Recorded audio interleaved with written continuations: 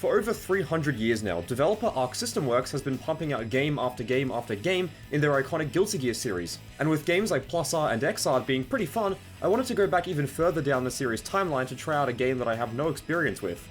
I already covered the first Guilty Gear game ages ago on my channel, so I thought that the series' second offering would do nicely for now. First released for the arcades and Dreamcast in 2000, Guilty Gear X was the long-awaited sequel to the first Guilty Gear, and it introduced a lot of system mechanics that still appear in the series today. This game was also ported to other systems like the PS2 and even the Game Boy Advance, but I'll be focusing on the Dreamcast port specifically when talking about my thoughts and feelings on the game. Guilty Gear X may look similar to future games in the series at first glance, but it actually feels completely different when you start diving into it properly, and I was definitely in for a rude awakening as a lot of my Guilty Gear muscle memory simply went out of the window for this game. For now though, let's focus on the game's development, as there are some pretty interesting tidbits to uncover about Guilty Gear X. Okay, get this. It's 1998, you're a fighting game fan, and you've just gone to the game store to buy a brand new copy of Bushido Blade. On your way out of the store, you spot this game on the shelf. I like anime characters with big swords, you think to yourself, mere moments before spending $50 more on another game. Now, imagine this happening a bunch of times, because this is essentially the reason behind the success of the first Guilty Gear, especially in its native Japan. According to the IGN article Another Guilt Trip from February 17th, 1999, Guilty Gear X, or Guilty Gear 2 as it was known at the time, was supposed to be unveiled at the then upcoming AOU show in Tokyo. I haven't been able to find photos or videos from this event, but articles from other websites written back in early 2000 confirm that the game did make an appearance. The game's publisher, Sammy, also held a private show that featured the game, and GameSpot reported that at the show, there was a constant flow of people lining up to play Guilty Gear X. Even before launch, this was a really popular game, and people couldn't wait to get their hands on it. At this show, the game's development was reported to be completely finished, but this article gives us some information pertaining to its creation.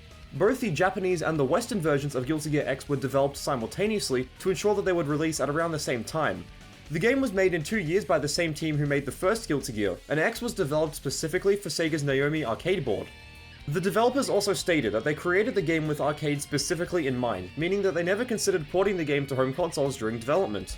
They did this to avoid having to downscale parts of the game's visuals or audio, for example, in order to fit it onto a home console. During my research, I came across an interview with series creator Daisuke Ishiwatari about his work on the game, and after reading this interview, I finally understood why not only Guilty Gear X, but also the series as a whole, has such a strong heavy metal influence.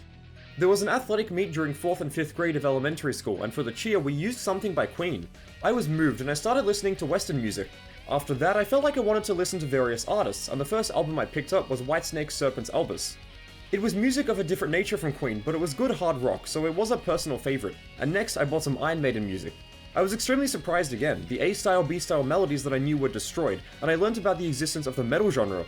From there, all at once, I was into Western music. As for the game's character designs, in the early stages of development of Guilty Gear X, I was making it up with just the image in mind, but once we reached the final stages of development, I had changed to a creation process that obeyed the logic of fighting games. The logic is like, this character has this way of fighting and has usability like this. Basically, after you've thought about the characters for a game, you'll be creating with additions afterwards, like this for example. There's a need for a short character, so let's go with a girl. Also, remember how I mentioned before that the developers never intended for X to be ported? Well, yeah, they changed their minds obviously. In 2000, IGN released an article stating that they had received insider information indicating that the game would be released on the Dreamcast before the PS2. I never thought I'd be saying this in my life, but it turns out that IGN was right about something. Now that we know a bit about the creation of the game, let's move on to its gameplay. In typical Guilty Gear fashion, X has 4 primary attack buttons: punch, kick, slash, and heavy slash. You can chain these together to perform a Gatling combo, and you can also incorporate your special and your super moves into these combos. By the way, if you're an astute viewer, you would have noticed that I didn't mention the dust button, and there's a good reason for that. It hadn't been made yet.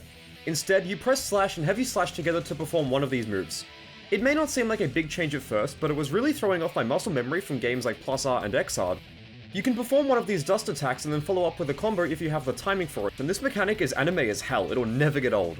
Speaking of things that'll never get old, let's move on to character variety.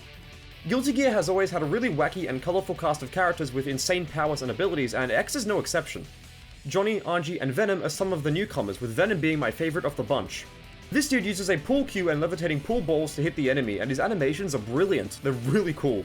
Series mainstays like Soul Bad Guy, Axel Low, Potemkin, etc. also return, providing fans with familiar character archetypes. Even though I hear that Potemkin sucks in this game, I still love playing as him, as I'm a sucker for grapplers. Going back to the general game mechanics, this is a very fast-paced fighting game. Characters can not only run, but they can also air dash, so having quick mobility tools is crucial to winning a fight. Combos are also pretty frantic, as characters will rapidly cancel attacks into the next attack to pummel the enemy. Ground bounces and wall bounces are also present in this game, adding to the game's, I guess, quote-unquote anime fighter tone. Anime fighting games can be pretty insane with their mechanics, so I speculate that the developers must have thought that in retrospect, the first Guilty Gear was a bit too crazy. Having unlimited supers at low health and instant kills that instantly win you the whole game have been removed for X, with instant kills only winning the current round, for example. Another new addition is the guard bar. By blocking attacks, this fills up, and if you get hit when it's filled all the way, the attack is treated as a counter hit. This can lead to big damage, especially if you're fighting against a character who has low health. On the other hand, if your guard bar is empty or just really low, you'll take less damage from attacks, helping to even the playing field. Having to manage this meter reminds me of the grid system in Under Night In-Birth, as the benefits it provides you can be the ultimate difference between life and death. Faultless defense and dead angle attacks also make a return too. The largest new addition to the gameplay formula, however, is the roaming cancel.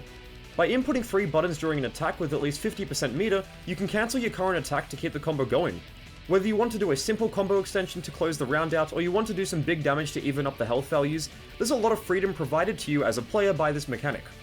Roman cancels have since gone on to become one of the most iconic mechanics of the whole series, and even with their inception in this game, they're still fun to use and they're well thought out.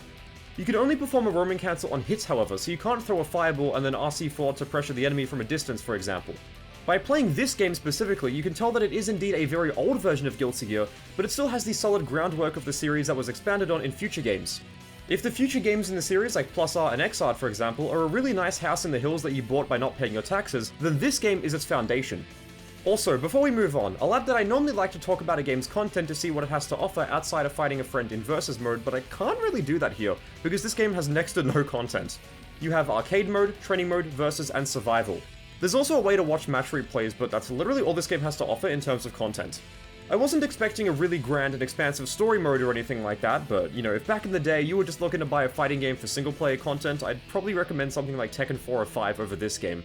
It's a shame, because while future games in the series, like X-Art and Strive for example, are known to have extensive cinematic story modes with lots of cutscenes and full voice acting, there's no such thing here. Guilty Gear has always had very layered and, dare I say, convoluted lore. Seriously, it even gives Kingdom Hearts a run for its money. So I feel that it's a bit of a missed opportunity to not have your series glossary or timeline or something like that to help you learn about the characters, especially the new ones. You can get information about these characters in the game's instruction manual, however, and just as a side note, it really makes me miss these full-colored early 2000s game manuals. After the wait had ended and fans and critics finally got their hands on Guilty Gear X, the game was viewed as a success. Reviews in the West for the PS2 version were almost universally positive, and this version of the game currently sits at a 79 on Metacritic, which isn't that bad. Over in Japan, the game was reported as being the most successful arcade game in September of 2000 by Japanese games outlet Game Machine, and according to a financial report I found online, Guilty Gear X in the arcades alone made 284 million yen, whereas the Dreamcast version made 422 million yen, as well as selling 126,000 units. I ran these numbers through a Japanese inflation calculator to figure out how much this would be worth today, and damn, that's a lot of money. Financially speaking, yeah, Guilty Gear X was doing insanely well, and it's even more impressive that the game performed this well with only having one game come before it. As far as reviews go, the game's unique character roster, heavy metal aesthetic, game mechanics, and smooth animation were universally praised by critics both in Japan and the West. Even today, this is still a really nice looking game in my opinion, even in its original resolution and aspect ratio. It's really nice to return to a time when Arc System Works was still using 2D pixel art for their games, as this art style is just quite frankly timeless. Okay, ramblings aside, a common criticism I came across involved the game's stages, as some of them were being seen as very visually confusing and they made it hard to keep track of what was going on in a fight. The biggest point of criticism labelled towards this game, however, and this is something I mentioned just before and I also agree with it wholeheartedly, is that there's simply next to no content in this game. Game Informer even went as far as to say that you should only buy Guilty Gear X if you and a friend were planning on playing it often, as there's next to nothing meaningful here outside of that context. Other outlets back in the day also commented on this game's lack of replay value, and again, I agree with them on this topic. Personally speaking now, I never had internet access as a kid, and I used to exclusively play fighting games offline in single-player mode, so I feel like this game would have gotten old really quickly if I had a copy but didn't have anyone to play with, and I'm an only child, so I couldn't have just played with a sibling. As for the game's legacy, a lot of characters introduced here stuck around for future games, and a lot of X's mechanics stuck around too. Guilty Gear X also received a few updates in the future, and the tsunami of revisions and re-releases that came out throughout the 2000s obviously build on the foundation that this game created. I might be glazing this game a bit too much by saying this, but I feel like the series wouldn't be what it is today without Guilty Gear X. Admittedly, this game does lack a lot of the polish and refinement that came with future games in the series, but Guilty Gear X still provides a decent amount of fun. I honestly see it as a bit of a time capsule back to the early 2000s, when fighting games launched without story modes, online play, combo trials, frame data, etc., so it's somewhat nostalgic to return to.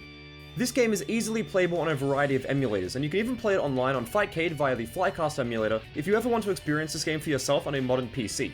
I wouldn't say that this is one of my favourite games in the series, but I've got to give it respect for laying the groundwork that helped shape the future games. I mentioned this just before, but a lot of the new characters that were introduced in this game for the very first time made frequent appearances in future games in the series, with Anji, for example, even making a return in Guilty Gear Strive. Outside of morbid curiosity, there honestly isn't much reason to play this game anymore, but I still had a fun time playing it and I enjoyed myself. Okay, thanks a lot for watching, I hope you learned something about the game, and I'll see you in the next one.